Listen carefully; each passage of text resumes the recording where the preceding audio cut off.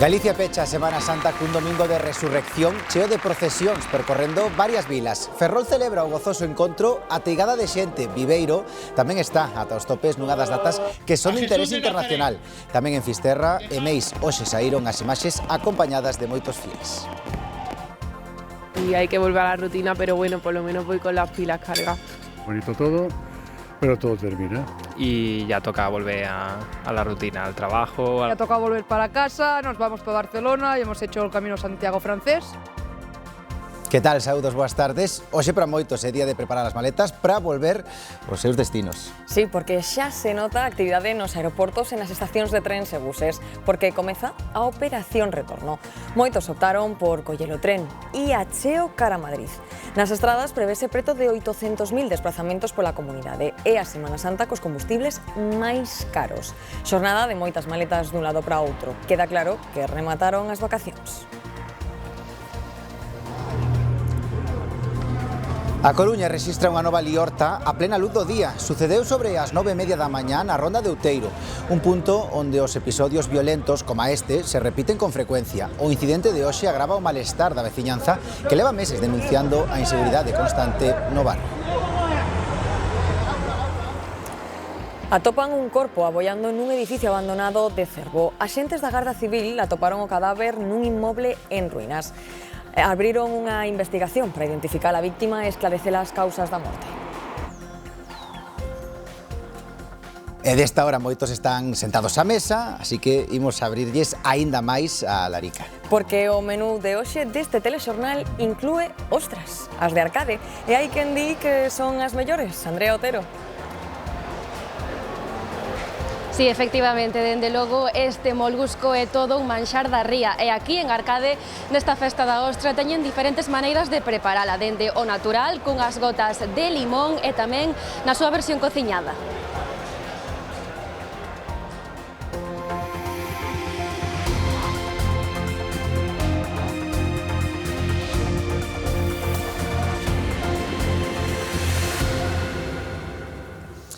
Comezamos. A Semana Santa vai chegando ao seu fin e as vilas galegas tamén ven como desfilan as últimas procesións neste domingo de resurrección. Ferrol é desta hora un fervedoiro. As tres confradías irmandadas celebran o gozoso encontro. Demetrio Morenza é unha xornada solemne a de hoxe.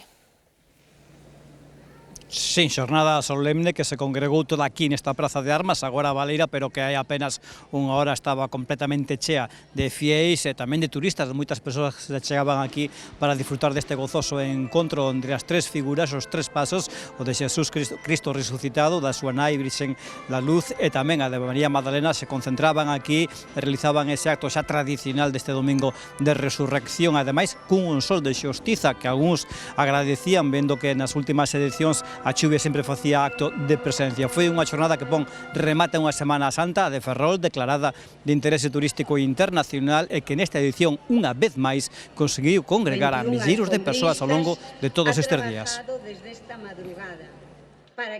Es algo bonito, aparte llevamos 2 años sin poderlo disfrutar por la lluvia. Entonces hoy, aparte, tengo a mis 3 hijos penitentes. Me gusta ver que la tradición continúa y que, bueno, se ha mejorado, sobre todo se ha mejorado mucho. Y la verdad es que desde que yo procesionaba la Semana Santa ha ido incrementando en belleza. La verdad es que está fantástica la fecha. Mucha devoción, mucha pasión. De verdad que la energía que se siente, el respeto y la organización y cómo los feligreses pues, se han entregado para esta celebración es conmovedor. En Viveiro remata a Semana Santa con 2 procesións programadas este domingo. A máis seguida é a do Encontro na Praza Maior, que este ano estrea unha imaxe. A procesión do domingo de Pascua ao mediodía é das máis esperadas en Viveiro, con saída da igrexa de Santa María. Moi emotiva, digna de visitar cada ano, moi ben. Extraordinaria, ya la conocía, pero inmejorable. Todos los años estamos aquí viendo estas procesiones tan buenas. O momento central é a representación do Encontro na Praza Maior coa intervención da coral polifónica Alborada.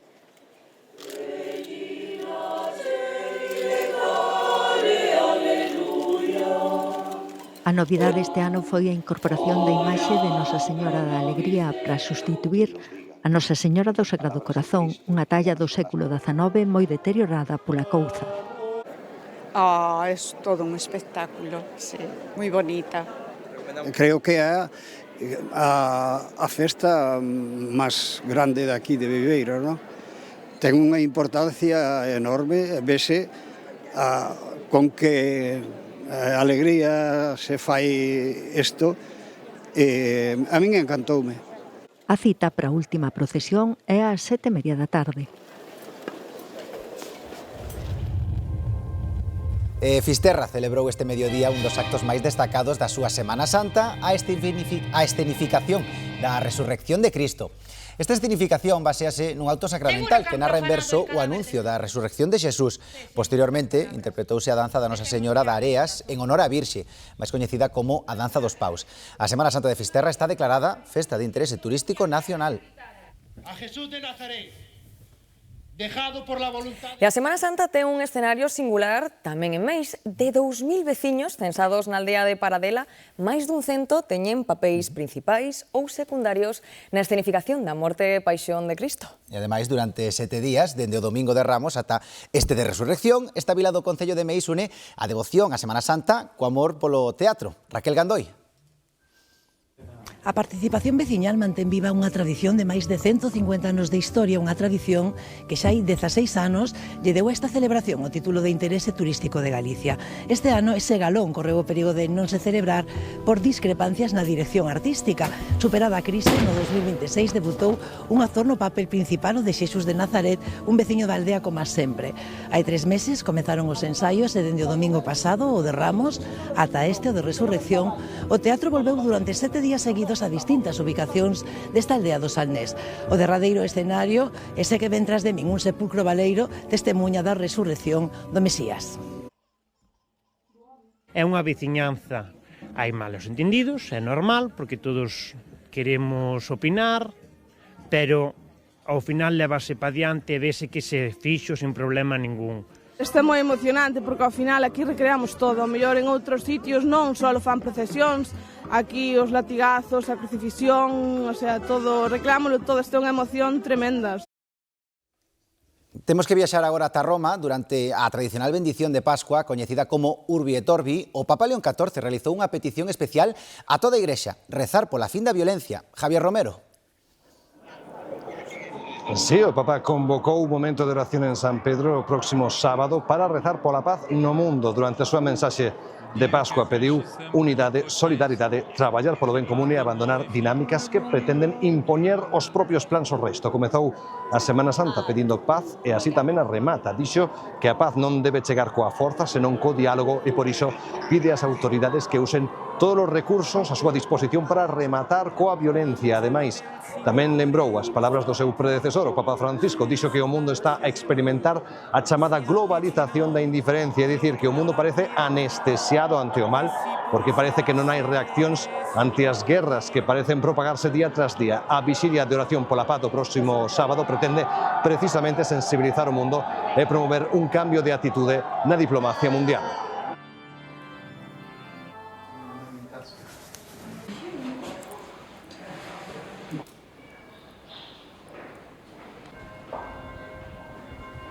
Soltanto la forza della vita e dell'amore cambieranno il mondo. Buona Pasqua.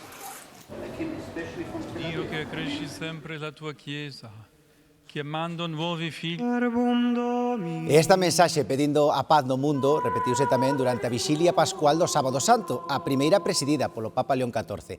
Nela fixo un chamamento aos fieis a non deixarse paralizar pola guerra, pola injustiza e polo illamento entre povos e nacións e dar vida a un mundo novo de paz e de unidade. Foi unha cerimonia solemne na que bautizou 10 adultos seguindo a tradición dos primeiros séculos da Igrexa.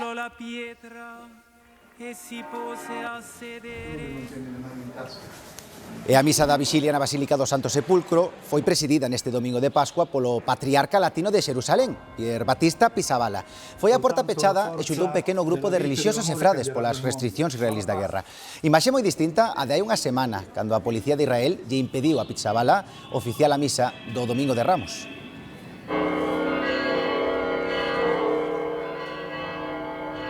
E volvemos a Galicia porque nestes días festivos hai unha cita ineludible en Xunqueira de Espadanedo para a súa veciñanza. Laura Álvarez. De dormir pouco, ben o nome de Sábado Longo, é que esta madrugada andaron afanados nas aldeas da parroquia. Manteñen un costume que é tradición aquí nestas datas e que acaba cos carros dos veciños servindo de corredor para os que veñen a misa, a igrexa do Mosteiro. Adornados ademais coas berzas que, aproveitando a noite, roubaron tamén nas súas hortas. Tardarán algunhas horas en recuperalos, pero acabarán volvendo os seus donos. A tradición sempre consegue arrancarlle un sorriso aos veciños e unha chea de lembranzas os máis maiores. Conciliar o sono en Xunqueira faise complicado na noite do Sábado Longo. Facíase en Semana Santa, do sábado para o domingo, e era ir buscarlle a casa dos veciños os carros, que era os instrumentos de máis valor para traballar a terra, e colocados aquí, que ao final era como se fora unha exposición, e pasar todos as persoas debaixo da fila dos carros. E así segue sendo décadas despois. Contan que o problema agora é atopar carros de abondo. Unha asociación decidiu mercalos e espallalos polas aldeas para poder recrear a tradición. Aínda así, moitos lembran a época en que case todos tiñan un carro na casa. Daquela todo o mundo tiñamos os carros, unhas vacas e a familia para andar con eles e era o coche que había para transportar para as fincas e para arar e para tudo, levar os arados, levar patatas para sembrar, como neste tempo, había que facer así. Por iso algúns mesmo permanecían en vela para evitar o asalto nocturno. Cando a xente estaba deitada é cando quitábamos os carros, e había algún que salía ca escopeta, estaba toda a noite no corredor para que non lle quitasen o carro. Vendían as berzas e nabos que roubaban para pagar a cea coa que sempre comezaba a noite. E ollo que a discreción nunca foi necesaria no Sábado Longo. Apretaban os carros para que cantasen.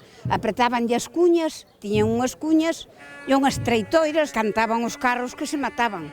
E de momento seguen cantando porque as lembranzas son moitas e tamén parte importante do seu patrimonio e a súa historia. En relación ca guerra en Oriente Medio, hai informacións contraditorias con respecto á sorte que correu o piloto dun caza estadounidense derribado por Irán. Mentres Donald Trump asegura que o rescataron con vida, Irán defende que a operación estadounidense foi un fracaso e que no transcurso da mesma conseguiron derribar 4 aeronaves inimigas. Sigue o cruce de versións e tamén os ataques sobre o terreo. En Kuwait e en Bahrein, Irán atacou polo menos 2 empresas enerxéticas. Mentres, Israel segue a súa ofensiva no sur do Líbano. No último ataque morreron polo menos 7 persoas, entre elas unha nena de 4 anos. Neste contexto, aumentan as voces que apelan ao diálogo. O presidente do Líbano defende negociar con Israel para evitar unha nova Gaza no sur do país. Exipto pide a Irán que priorice o diálogo antes de que finalice o ultimato dado por Trump. E de volta a España, o caso Koldo chega a xuízo, comeza contra o exministro socialista José Luis Ábalos, o seu asesor Koldo e o empresario Vítor de Aldama polas presuntas comisións ilegais en contratos das máscaras durante a pandemia. Serán 13 sesións. Ábalos enfróntase a 24 anos de cárcere a petición da Fiscalía Anticorrupción. Este xuízo coincidirá co do caso Kitchen, que acollerá a Audiencia Nacional dende mañá e no que está acusado o exministro de Interior Jorge Fernández Díaz e parte da cúpula policial do primeiro goberno de Mariano Rajoy. Xúlgano pola presunta operación de espionaxe ao extesoreiro do PP, Luís Bárcenas.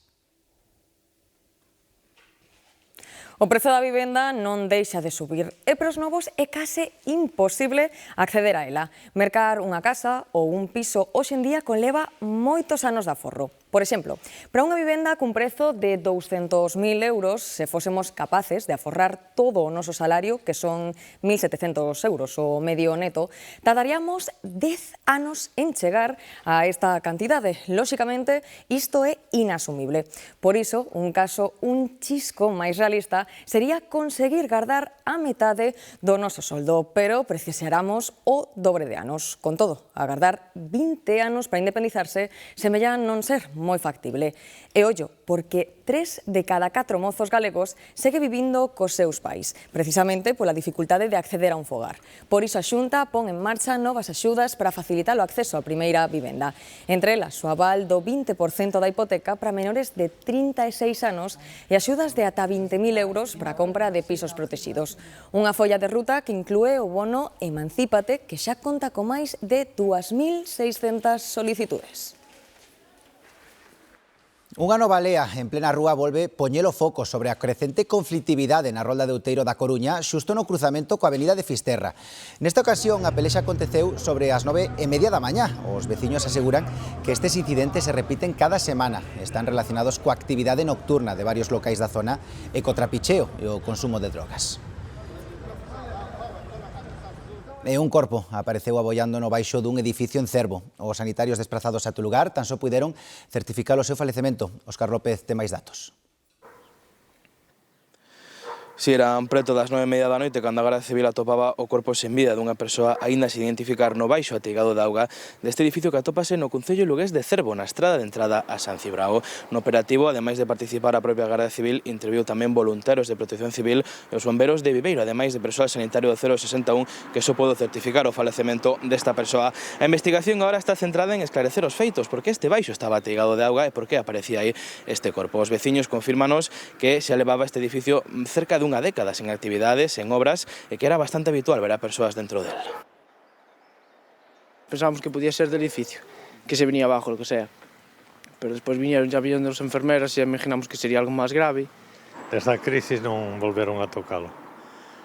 E aí debaixo eu sei que dormía unha parexa aí. Era un home máis unha muller. Un ciclista quedou ferido grave despois de ser atropelado por un coche na Guarda. Foi pouco antes das 12 do mediodía, cando o ciclista fixo un xiro para incorporarse á vía e o coche non puido esquivalo. O home de 76 anos, de nacionalidade holandesa, foi trasladado en ambulancia ao Hospital de Vigo. Un carril da estrada que vai a Oia estivo cortado o tráfico mentre os equipos de emerxencia atendían a vítima. E a primeira hora da mañá, un curtocircuito no cadro de contadores dun edificio do centro da Coruña provocou un pequeno incendio e unha intensa fumareda que se estendeu con rapidez por todo o inmoble. Unha muller precisou asistencia sanitaria por inhalación de fume.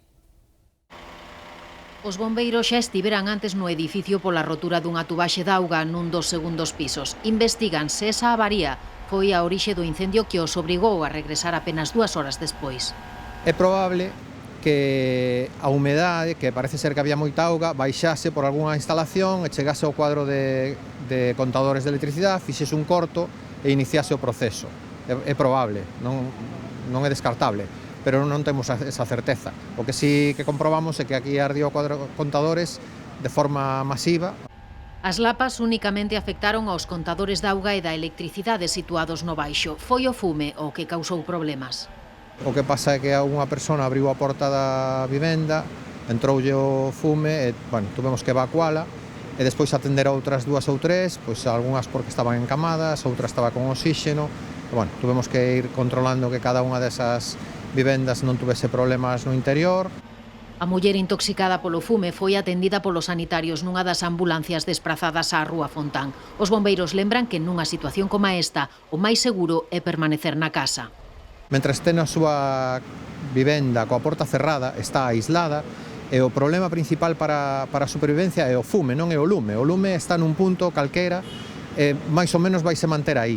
Pero o fume avanza a toda velocidade polo edificio e o que a xente despois asfixiase con el. A intervención mantivo a rúa pechada varias horas, pero non houbo afectación no tráfico. De novo, na Guarda, esta foi unha mañá accidentada, unha embarcación emborcou esta mañá en augas como lles contamos da Guarda. Os seus 2 tripulantes tiveron que ser rescatados. O operativo mobilizou o helicóptero Pesca 1 do Servizo de Gardacostas de Galicia. Os mariñeiros nadaban a terra cando foron rescatados por outra embarcación que os levou ata o porto da Guarda, de onde foron trasladados ata o hospital para a súa asistencia. Vi una planeadora yendo hacia el sur y cuando le vino dos olas, le rompieron, le hizo prueba y le dio vuelta. A veciñanza de Moruxo, no concello de Bergondo, denuncia o perigo que supoñen os desprendementos do cantil sobre o que se asentan as súas vivendas. Os temporais deste inverno agravaron o problema da erosión do terreo, que xa leva anos provocando derrubamentos sobre a praia do Regueiro. O proxecto de Costas para asegurar o talude prevé un investimento d'1 millón de euros. Foi sometido á información pública no ano 2023. Os residentes denuncian o atraso na execución das obras ante o perigo de novos derrubamentos. En Mallorca houbo que mobilizar un helicóptero para rescatar 2 grupos de excursionistas na Serra de Tramontana. Percorrían o torrente de Pareis e víronse en dificultades para continuar. O primeiro grupo estaba integrado por 4 adultos e unha nena e o segundo por unha parella. E a Garda Civil desartellou en Almería unha rede de narcotraficantes implicada nun tiroteo rexistrado en febreiro. Hai 6 detidos, un investigado e búscase un 8º implicado. Na operación, os axentes incautáronse de haxís, cocaína e plantas de marihuana, ademais de varias armas de fogo, 2 embarcacións, 2.500 litros de combustible e 15.000 euros en efectivo. Afrontamos as últimas horas da Semana Santa e toca facer balance. A afluencia de turistas deixouse sentir en boa parte de Galicia. Dependendo das zonas, segundo os datos do clúster de turismo, a ocupación media estivo entre o 65% e o 75%. O sector turístico galego representa o 14% do Produto Interior Bruto da comunidade. A afluencia de turistas nesta Semana Santa deixouse sentir en boa parte de Galicia. Destacaron as zonas de costa. Os turistas buscaron tranquilidade, bo tempo, gastronomía, patrimonio ou paisaxe como nas Rías Baixas. Me gusta la playa, me gusta el clima, me gusta la gente, me gusta la comida, todo. Maravilloso. Llevamos 22 años viniendo y no nos cansaremos de esto nunca. As Illas Cíes son sen dúbida unha das xoias turísticas. No último día da Semana Santa, máis de 6.000 persoas reservaron para poder visitala. Veo moitísima gente, la verdad que yo pensaba que iba a ser una experiencia un poquito más tranquila. Venimos a las Cíes porque nos encanta la naturaleza y queríamos un poco de un espacio natural cuidado y así más virgen. Outro dos lugares máis visitados foron Viveiro e Ferrol, no que a Semana Santa atraeu un ano máis moitos turistas polas súas procesións. Moi bonito, moi agradable de venir a verlo e, non sei, unha emoción moi grande. Outro dos destinos imprescindibles pros que nos visitaron foi a Ribeira Sacra. O bo tempo convidou a contemplar a súa beleza. Segue a ser un dos lugares máis demandados na Semana Santa. Hemos venido a la Ribera Sacra desde Sevilla y vamos a conocer el cañón. Esto parece los fiordos noruegos, parece Albania, la zona norte con estos lagos, las montañas. Os visitantes chegaron tamén na procura da bondade das augas minero-medicinais, o descanso e o contacto coa natureza. Hay unas instalaciones bastante buenas. Y se está fenomenal aquí, hay unas vistas espectaculares, o sea, es un sitio precioso. De climatología non podíamos pedir mellor tempo e de ocupación tamén, a verdad que temos todo completo. En Santiago, a Praza do Obradoiro e a Zona Bella volveuse o epicentro dunha marea de turistas e de peregrinos. Hasta ahora muy bien, vinimos el miércoles y hasta ahora genial. Hoy hemos venido a visitar Santiago, yo ya lo conocía. Nosotros venimos de Palma de Mallorca, hemos hecho el camino del norte y creo que hemos estado más o menos unas 5 días, 5 o 6 días, y ya nos vamos. Nesta Semana Santa, dependendo das zonas, segundo os datos do clúster de turismo, a ocupación media en Galicia estivo entre o 65% e o 75%. O sector turístico galego representa o 14% do Produto Interior Bruto e xera uns 150.000 postos de traballo. Pois o sector ten xa a ollada posta no verán e no próximo Ano Santo. Esta mañá nunha entrevista na Radio Galega, o presidente do clúster de turismo urxiu o Goberno Central a activar os incentivos fiscais para as empresas que participen no Xacobeo. Cesario Pardal puxo de manifesto a falta de consideración do Executivo Central con Galicia e con o noso sector turístico. Unha guía, 12 rutas e unha idea clara. Adaptar Galicia a cada viaxeiro. Galicia en Rutas permite planificar dende unha escapada curta ata unha viaxe máis longa con propostas de todo tipo que percorren tanto o litoral como o interior. E agora, ademais, estará disponible en 6 novos idiomas: galego, inglés, portugués, francés, alemán e italiano, abrindo así a porta a novos visitantes, sobre todo do mercado europeo e norteamericano, un dos que máis está medrando en número de viaxeiros que chegan a Galicia. E continúa o tempo solleiro en Galicia durante este domingo. As bretemas suavizan as temperaturas na costa, pero as máximas son altas no interior, con pronóstico duns 29 graus en Ourense e de 24 en Lugo. E mañá vai ir aínda máis calor, entra aire subtropical nun episodio atípico para a época do ano. Os que gosten do tempo cálido, aproveiteno. O martes, xa lles adiantamos, cambian as tornas. Malia o bo tempo, para moitos rematan as vacacións. Segunda fase da operación retorno da Semana Santa cunha situación tranquila nas estradas galegas. Espéranse preto duns 800.000 desplazamentos por estrada e serán nas estradas principais das cidades onde se poida volver o tráfico un pouco máis denso. Dende o Centro de Control de Tráfico do Noroeste confirmaban esta mañá que a operación retorno de Semana Santa marchaba sen incidencias especiais, con circulación fluida e ausencia de sinistros graves. Aínda que en lugares concretos como en Padrón, que celebraba a Pascua, rexistrábanse momentos de circulación máis densa. No resto, tranquilidade. Ahora mesmo non sei porque veño da casa e non veño de andar por aí pero bueno, normal, como un domingo normal. Sin ningún problema, moi fluido, polo menos polo de agora, cara onde vamos, ademais, hai varias comunidades aínda de vacacións, así que esperamos que sexa fácil. Cara onde vamos tedes? A Donostia.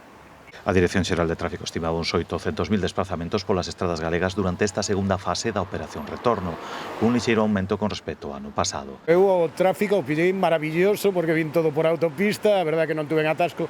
Sí que onte foi increíble a operación salida hacia Portugal, porque sí que había milleiros de persoas que iban hacia ali, sí que pillei atasco, pero hoxe maravilloso. Onte fun alá a Costa da Morte, o jueves tamén, eu vexo todo normal. Algúnha caravana que outra, pero despois todo normal.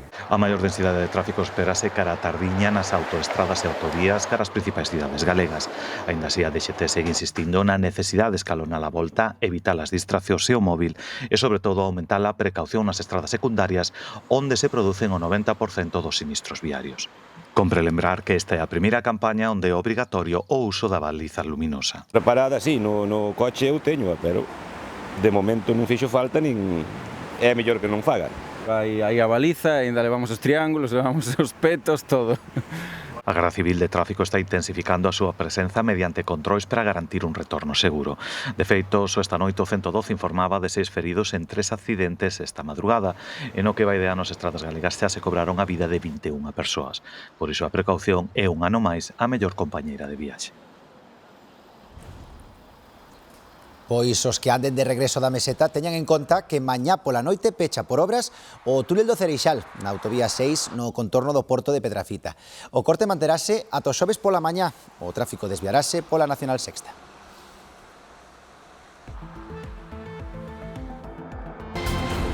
Y hay que volver a la rutina, pero bueno, por lo menos voy con las pilas cargadas. Bonito todo, pero todo termina. Hai a quen lle toca xa volver. A operación retorno tamén se está a sentir nas estacións de trens, de buses e aeroportos, como por exemplo no da Lavacolla. É ali onde precisamente se dan cita os que hoxe volven a casa. Iria Soengas.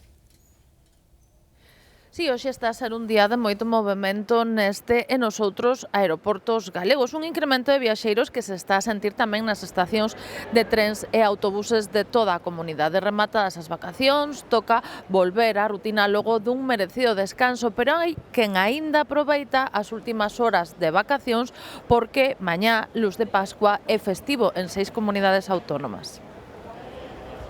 No aeroporto de Santiago hoxe está a ser un día de moito movimento con todos os que volven á casa despois duns días de vacacións na nosa comunidade. Sí, la verdad, tengo que volver al instituto a dar clase a los niños y hay que volver a la rutina, pero bueno, por lo menos voy con las pilas cargadas.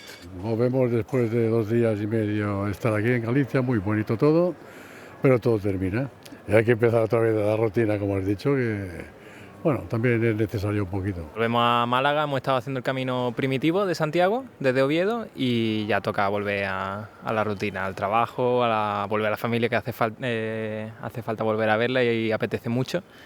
Pero hemos pasado una buena semanita aquí. Vivo en Alemania, voy a volver al colegio y en las vacaciones yo caminando el camino de Santiago. Un incremento de viaxeiros que tamén se notou na estación de trens. He estado en Santiago y en Muros, así que disfrutando un poco de estos a partir del jueves ya en Muros, mucha gente, y estos días en Santiago también bien. Volvemos a la rutina mañana y ya, después de estar 184 kilómetros caminando, finalmente llegamos a casa. Acabamos de hacer el Camino de Santiago, arrancamos desde Vigo y llegamos aquí a Santiago de Compostela y estamos felices, amamos España. Sí, ha tocado volver para casa, nos vamos para Barcelona y hemos hecho el Camino Santiago francés, Sarria-Santiago. Malia que moitos volven xa hoxe a casa, tamén hai quen está a aproveitar as últimas horas de vacacións, porque en 6 comunidades autónomas, mañá, luns de Pascua, aínda é festivo. Pois sí, uns despídense e outros gozan de 24 horas máis de descanso. En Cataluña, a Comunidade Valenciana, Castela Mancha, País Vasco, Navarra e a Rioxa aínda poden apurar un pouco máis esta ponte antes da volta á rutina. Pues enorme, perdí no sé cuántas veces. A ver, si vais una pista significa que vas bien. Ponernos genial, pásano de maravilla. Ir detrás de eles hasta que encontráramos a salida. Que dirixe son eles. Digamos que hicimos un poquillo de trampa preguntándole a otros. Ben, o caso é saír, van a entender agora. Moitos son os que aproveitan estes días para deixar a rutina diaria e perderse por toda a oferta de lecer disponible en Galicia. E para perderse, nada mellor, pois que un bo labirinto. En Vilarmaior, en Terras de Betanzos, está un dos máis grandes e non ten perda, a menos, iso sí que un queira. Dende arriba, dende abaixo, en todas direccións. Se o plan vacacional pasa por deixar atrás a rutina e perderse, en Vilarmaior, en Terras de Betanzos, está a solución, o labirinto de Breogán. Está moi ben.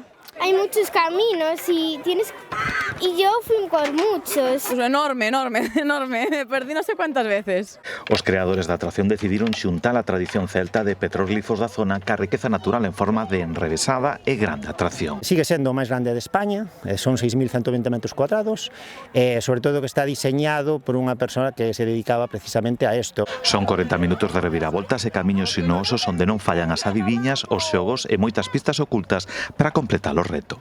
Mi madre y yo estuvimos buscando las placas por todo el país, pero la 13 y 11, digamos que hicimos un poquillo de trampa preguntándole a otros. Busqué un sitio donde él pudiera salir de los videojuegos y entonces aquí es como un ambiente natural y es la ilusión de buscar las preguntas, encontrar los números, las salidas y eso les motiva un montón. Con entrada gratuita para os menores de 6 anos e a súa quinta tempada de apertura, o labirinto preséntase como unha oferta lúdica diferente. La verdad que para pasar el día con los niños, así en familia y con los amigos, un día magnífico. O objetivo final era non perdernos. Estar todos, que estuveran todos os nenos e depois ir detrás deles hasta que encontráramos a salida. Ves o rural, ves a desconectar, a xente non se pon co móvil, olvídeste un pouco do tema das pantallas, xogan os adultos cos rapaces, os avós, e non é unha volta ás orixes, como digo eu. Un lugar de lecer verde onde non se pode perderse.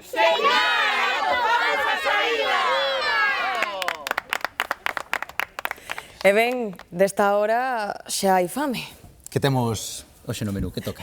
Pois mira, imos desprazarnos ata a Arcade, porque ali hai unha carpa ateigada de xente que está a degustar as súas afamadas ostras. E ali tamén hai casetas que reparten centos de racións, o tempo acompaña demais e tamén hai boa música. Así que ímonos ata ali en directo con Andrea Otero, porque todo iso é unha combinación perfecta. Andrea, contanos. Efectivamente, a combinación perfecta, porque este molusco é todo un manxar da ría de Vigo que, como dicides, aquí en Arcade, neste concello de Soutomaior, preparan de diferentes maneiras, tanto o natural, cunhas gotas de limón para aquelas persoas que teñen estómago, ou tamén a súa versión cociñada para aqueles os que non lle senta tamén. Es que son moitos os que se desprazaron hoxe ata aquí, ata esta carpa habilitada que teño eu aquí tras as miñas costas para probar este produto estrella. E dentro da organización son de feito moi optimistas porque en todos os días da festa contan con repartir ata 100.000 unidades de ostras. Esta festa que está declarada de interese turístico de Galicia naceu na década dos 80 e foron de feito os propios ostricultores da zona de Arcade os que decidiron poñela en marcha para poñer en valor o seu traballo e tamén o seu produto. Muchísima xente, coincide con Semana Santa, a ostra está saindo moi boa, mira, podes velo. Nada, aquí estamos dándolle en pleno auge. Estupenda organización, rico todo, moi ben, moi ben. Para repetir. Sí, para repetir. Encántame, pero bueno, as que prepara Joaquín, que están cociñadas, non están vivas, esas non fan mal nunca. É unha delicatessen, porque son exquisitas. As outras Arcadia, as mellores que hai aquí, pola zona, as mellores, sin duda, sin duda. Tradición e música conxúganse neste domingo de Pascua en Padrón, cargado dunha morea de actividades. Dende primeira hora, as rúas son un fervedoiro de xente. Primeiro celebrouse a Feira Cabalar, o evento estrela, que reuniu a centos de exemplares en concursos e exhibicións. Pero a festa non remata aquí, un día cheo de pasarrúas e concertos. Hai que comer algo, non? Tamén. E que mellor que se una, pois porque non, aí están vendo unha ración de polvo. Bueno, gústame, ves aquí os cabalos, melas eguas e pasas o tempo. Comer tamén é importante. Nunca vimos unhas festas tan grandes, aquí non sei o que é. E así están hoxe moitas pastelarías. Como é tradición neste domingo de Pascua, moitos padriños encargan as roscas para repartir entre os afillados. Tamén hai figuras de chocolate, ovos, xornada de moita trasfega para que os doces estén xa nas sobremesas de todas as casas. E antes de marchar, propoñémoslles achegarse á arte secular do encaixe que segue moi viva en Camariñas. A Vila Mariñeira é estes días lugar de encontro de artesás de todo o mundo. O inconfundible son dos palillos recibe os visitantes nunha mostra que aúna tradición e vanguarda. O repenique dos palillos é unha peza insustituíble da banda sonora de Camariñas. Escóitase a ritmo trepidante na mostra do encaixe. Está nas mans sabias das artesás que se moven áxiles para crear pezas delicadas que son tradición, cultura e historia. Que xa foron nosos abuelas, nosos nais, e nos seguimos. O problema é que agora as generacións que veñen os seguintes non lles gusta moito. Bueno, pero nós, mentes vivemos nos indebei. Chega a tradición. A ver, a mí gustame moito. Eu, tens que a cara problema con a cara cosa, estás palillando, parece que se che pasa un pouco todo. Manteñen viva a arte secular dos fíos, unha loita que comparten coas artesás do encaixe de países como Italia, Arxentina, Portugal e Polonia, que están presentes na mostra. Desde Cataluña chegaron as punteiras. Las punteiras de hoy día pretendemos eso, llevar las puntas a la actualidad. No limitarnos a hacer, en Cataluña había mucha costumbre de hacer abanicos y pañuelos y salir de los abanicos y los pañuelos y hacer otras cosas. A estas alturas, ninguén pon en dúbida a versatilidade do encaixe demostrada en cada unha das coleccións do desfile de novas deseñadoras como Sofía García. As súas creacións son unha homenaxe ás choronas de Cangas do século XIX. Quero facer un pouco un homenaxe a estas mulleres que nun contexto histórico no que era moi difícil ganarse a vida sendo muller, conseguiron sair adiante as súas familias, claro, o sea, quixen facer este homenaxe. Eu antes vía o encaixe como algo moi delicado, solo para certas cousas, eu vía pois ao mellor en roupa de cama ou incluso vestidos de noivas, pero chegas aquí e daste conta que o encaixe ten un mundo moitísimo máis amplio e ten miles de utilidades. A mostra do encaixe pecha a súa 35ª edición, reforzando a súa proxección internacional, tecendo o futuro.